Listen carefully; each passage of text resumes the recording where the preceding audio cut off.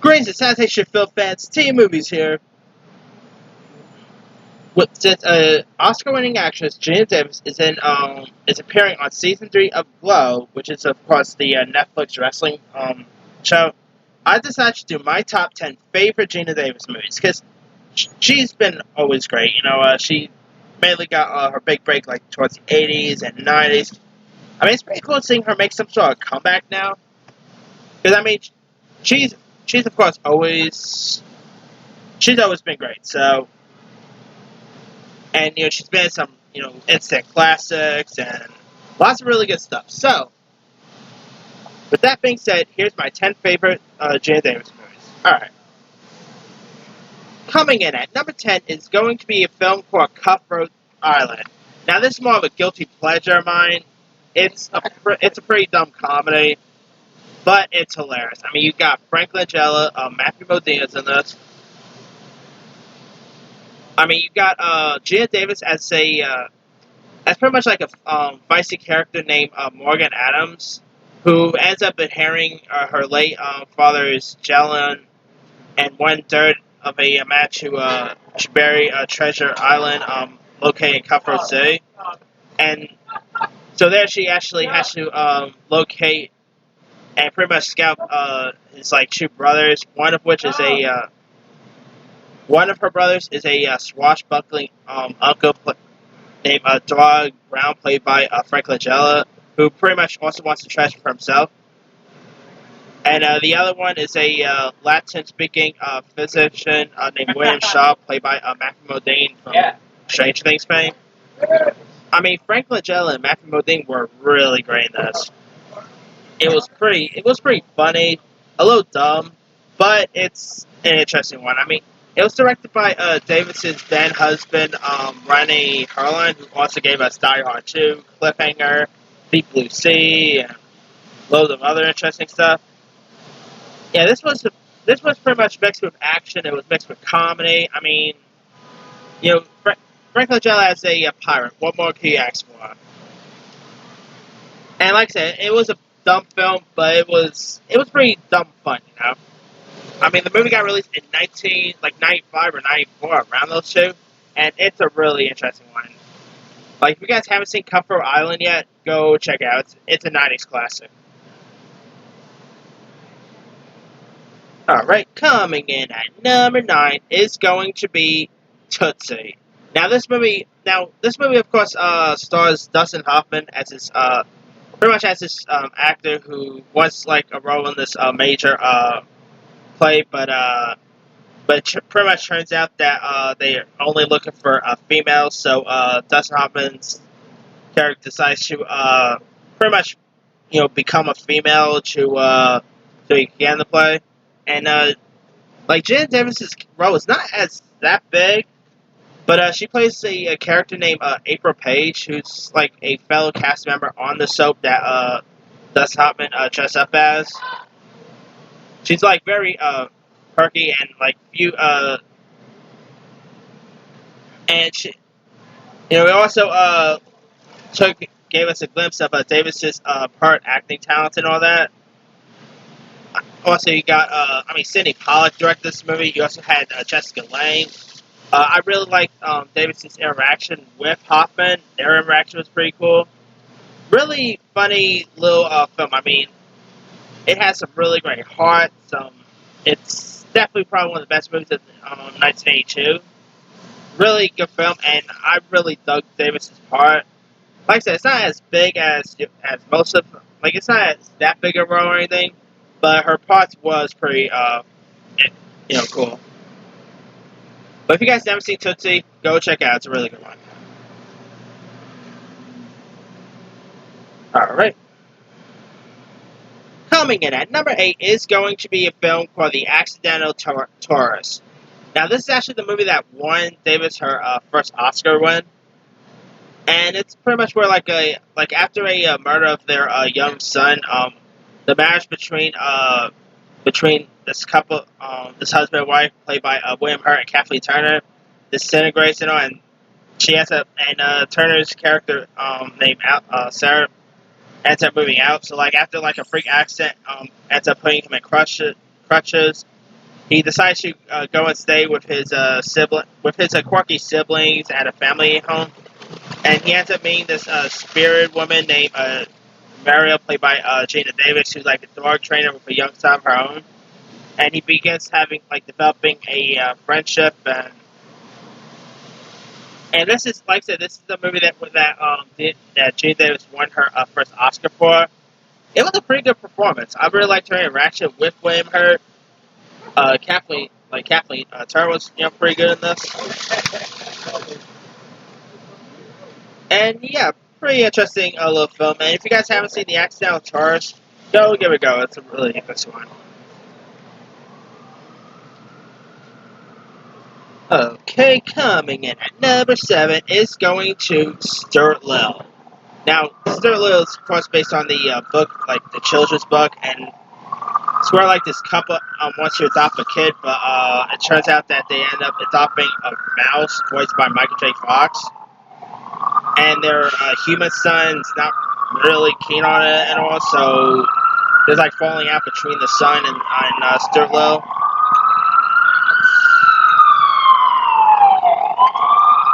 And Davis's husband, by the way, is played by Hugh Laurie. I really liked Geena Davis's interaction with Stuart Little. It was pretty interesting to see an actress who pretty much won an Oscar to do a family fair movie like Stuart Little, and she did, the movie is really great. It's really funny. It has lots of heart to it. I mean, a movie about a talking mouse, a live action movie about a talking mouse, might sound dumb, but this movie is such a really good one. Like I said, it has lots of heart to it. Michael J. Fox as Stuart Little, great voice cast there. You had Nathan Lane as the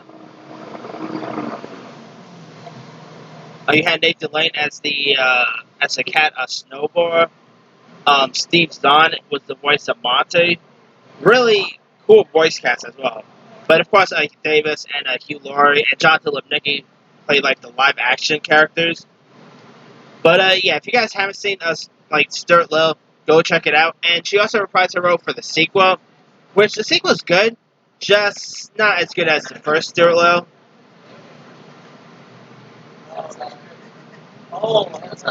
But anyway. Now coming in at number 6 is going to be The Long Kiss Goodnight. Now this movie was also directed by Rennie Harlin and featured a cast that included Davis along with Sam Jackson, David Morse, and in it Davis plays this eminent sick character named Samantha Crane, who's a small town.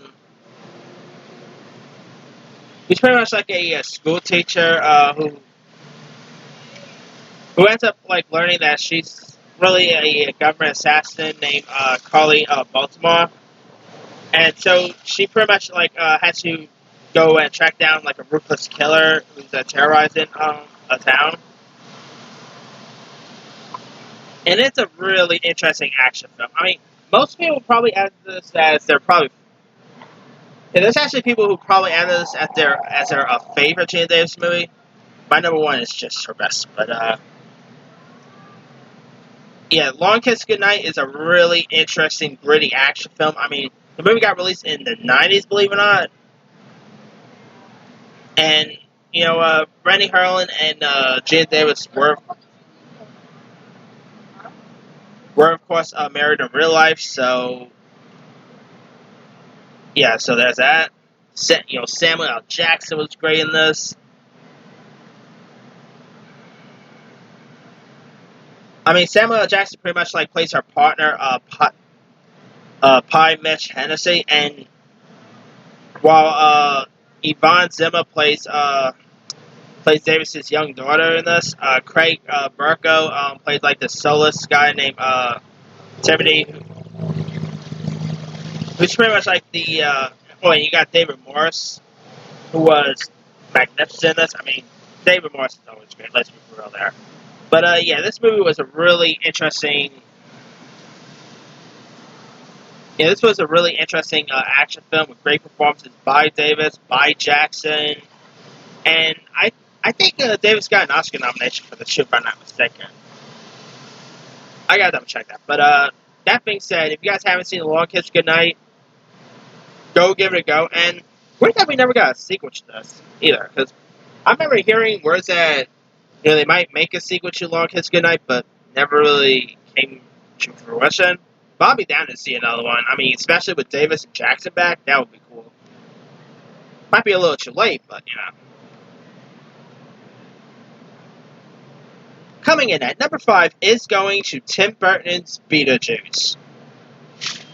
Now, here Davis, plays a woman named Barbara Maitland, who her and her husband named Adam, played by Al Borden, dies in a accident and ended up becoming ghosts in their beloved house. And so, as like a new family ends up moving in, Davis pretty much teams up with this other ghost, pretty much named Beetlejuice, played by Micah Keane, to try to spook the new family out. And the new family, of course, played by Winona Ryder, plays the young daughter in this. Catherine O'Hara plays the lady who moves in, while Jeffrey Jones plays her husband. Beetlejuice it's directed by Tim Burton, definitely one of his best work. It's a really creepy and funny little comedy. I mean, Micah Keane arguably gave an awesome performance as Beetlejuice. I mean, Batman might be one of his iconic, but definitely Beetlejuice is his second iconic character. And this movie got released in 1988, and I believe the movie still holds up today. It's a really interesting, it's a really good classic family comedy, and I really like the chemistry between Alec Baldwin and Geena Davis. And Michael Keaton and all that makeup, come on, how cool is that there? Yeah, if you guys haven't seen, if you guys never seen Beetlejuice, do yourself a favor, go check out Beetlejuice. It's definitely a really funny one.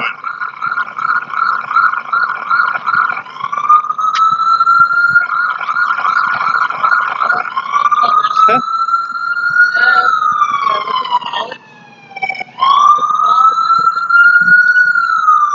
Alright, wait till this truck passes by. Alright, right back. Okay, coming in at number 4 is going to A League of Their Own.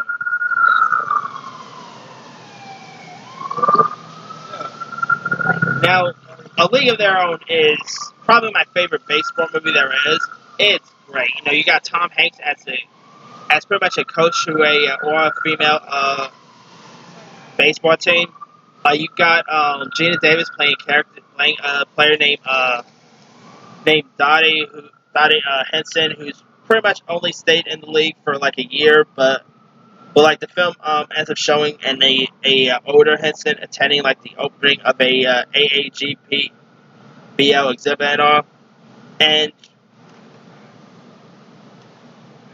and her teammates are also played by Madonna, Rosie O'Donnell, Lori Petty, who's also on Orange is the New Black, Megan Kavanaugh. A few other people you got in this. You got John Lovis, Bill Pullman, David Shafarin. It's directed by the late great Penny Marshall, who did a magnificent job at directing this. The movie got released the year I was born, 1992. Hallelujah there. It's a really inspirational baseball film. I mean, it's such a great one. Tom Hanks has that iconic line, "There's no crying in baseball." I mean, that line's pretty much iconic right there. And like I said, to me, I did my 10 favorite baseball movies recent, and League of Their Own was number 1. It's such a magnificent movie. It's about it's a really great female sport movie, not to mention. And all the cast also gave pretty good performances. Like, if you guys never seen League of Their Own, you're missing out because it's a really good one.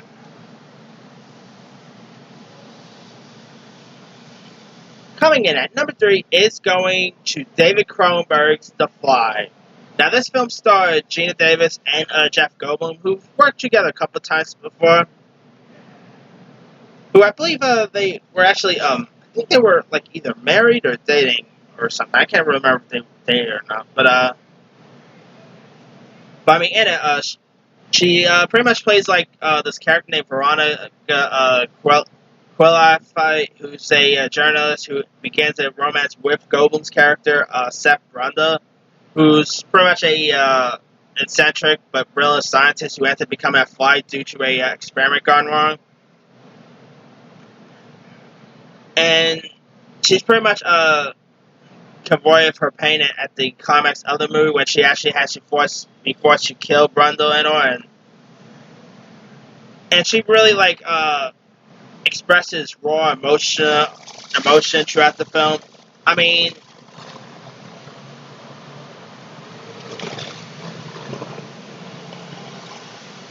I really like the. I think Jeff Goldblum and Geena Davis, they both work great together. You know, The Fly is also a remake, and I think it's probably one of the rare remakes that actually succeeds the original. And it's such a gruesome horror flick, and great, like I said, great performances by Davis and Goldblum. I mean, the movie, like, you don't really get this many great performances in a horror sci-fi film like this, and they really shine. I mean, it's also one of David Cronenberg's best work. I mean, David Cronenberg's just a man, and this definitely shows how great of a director that guy is. And yeah, if you guys never seen The Fly by now, go check out The Fly. It's a really good one.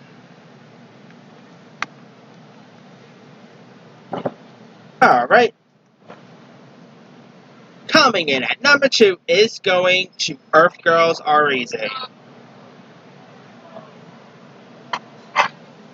Now, Earth Girls Are Easy was directed by Julianne Temple and starred Geena Davis as this valley girl who's I guess you could call him a husband or a boyfriend, who is kind of a douchebag. So she decides to she's not really happy in the relationship, and so one day a spaceship ends up crashing in a pool, and in the spaceship there's like aliens in it, and she ends up become like the aliens. Also, they also bring the aliens to other to her best friends.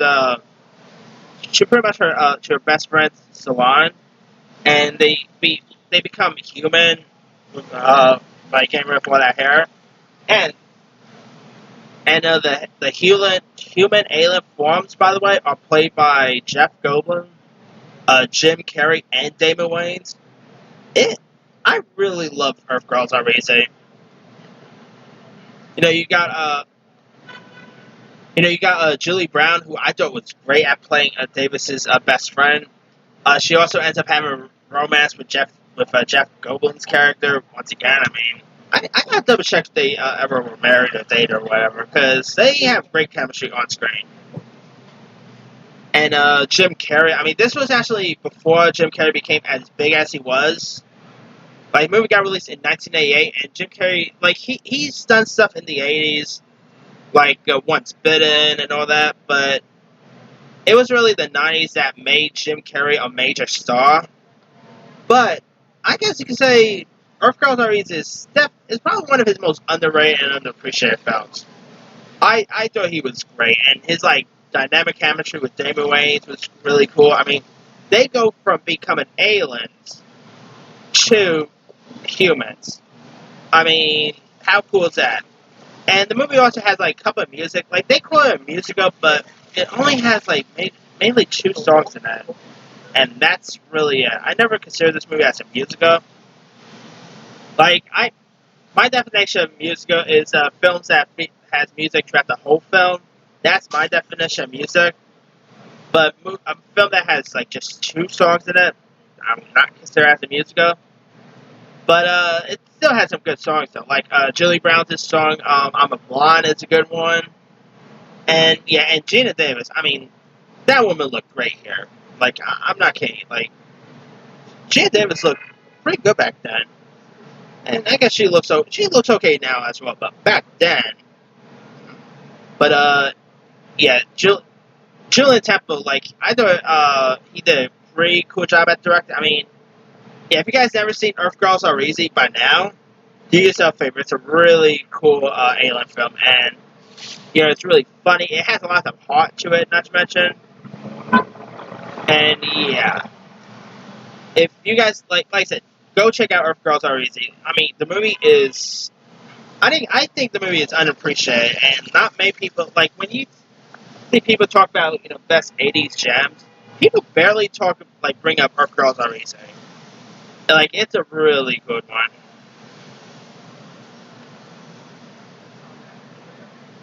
All right, now my number one favorite Geena Davis movie of all time. It's sort of obvious. Her best movie, in my opinion, goes to Thelma and Louise. I mean, Thelma and Louise, directed by the great Ridley Scott. Starring pretty much starring Geena Davis as this housewife named Thelma, who joins her best friend Louise, played by Susan Sarandon, who's a waitress on a short fishing trip. But their trip ends up becoming a fight from the laws when Louise ends up shooting and killing a man who pretty much tried to rape Thelma at a bar. And so Thelma and Louise are fleeing to Mexico, and Thelma ends up falling for this young D played by Brad Pitt. And you got Harvey Keitel as the detective who's trying to he's pretty much trying to track the two down and all. And yeah, Thelma and Louise, it's a great girl power film. I mean, I really like the performances by Susan Sarandon and Geena Davis. I mean, they also invented the selfie, by the way.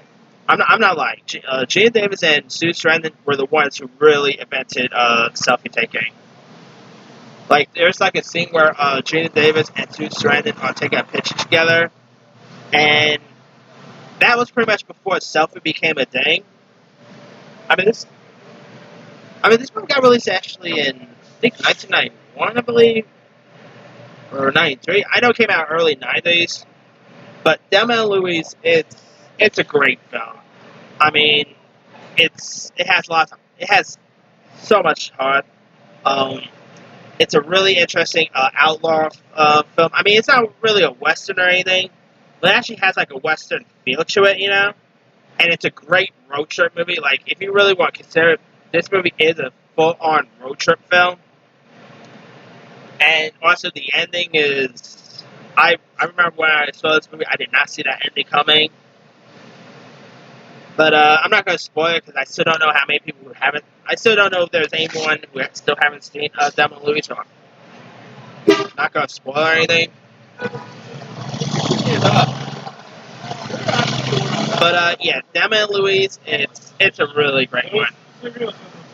And like if you guys still never seen Thelma and Louise by now, do yourself a favor, go check it out. It's probably one of my favorite 90s movies there is. It's a really good one, and yeah, and also it was like one of Brad Pitt's most earliest roles too. There's that as well. But yeah, that's pretty much it. Let me do the quick rundown. Number 10, Cutthroat Island. 9, Tootsie. 8, The Accidental Truth. 7, Stuart Little. 6, The Long Kiss Goodnight. 5, Beetlejuice. 4, A League of Their Own. 3, The Fly. 2, Earth Girls Are Easy. 1, Thelma and Louise. Now, there's loads of other Geena Davis movies I probably could have added as well. Let me pull up her list.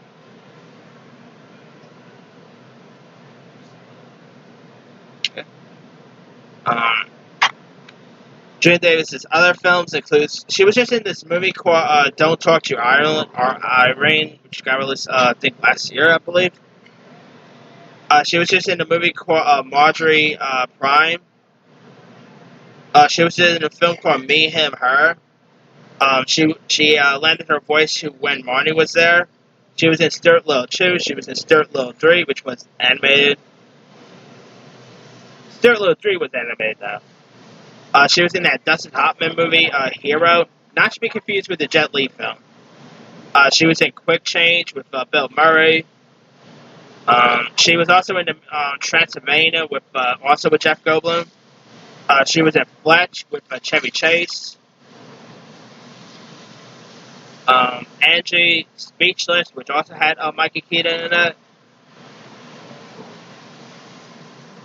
Yeah, she's been in some interesting stuff there. But let me leave you guys. What are some of your favorite Geena Davis movies? Drop a comment below. Don't forget to like, subscribe, hit that bell for more notifications. This here is C Movies, signing off.